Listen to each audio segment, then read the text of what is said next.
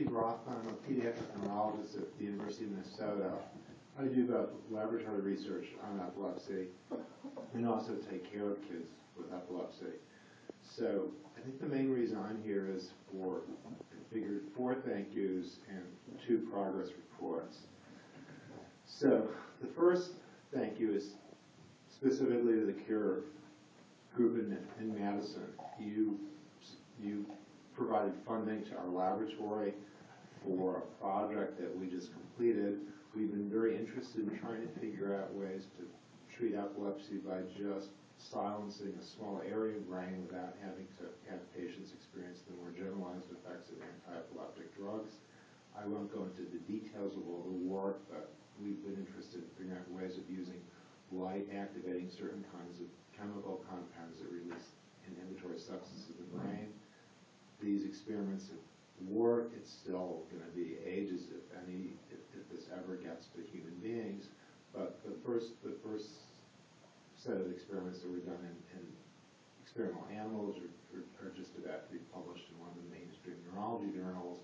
And if anybody's interested, we can get those results to you. So my colleagues and I are grateful for the support you gave us. The second thank you is to CURE in general for support you gave us several years ago to look at ways that we can focally cool a small part of the brain. That research worked in experimental animals several years ago. It's been expanded through other CURE support to colleagues of mine so that a much larger group now is working on this project. We have a lot of fairly positive, provocative results in the animals, and we're actually now trying to work out ways to expand this research directly to human beings. It will still be ages before this comes to fruition with a clinical treatment, but there are several groups now that I get to work with, and we're all pretty excited about this. So the third thank you is to the people who presented before me. Even though I've been taking care of patients for over 30 years, when people come to see me, they condense their stories.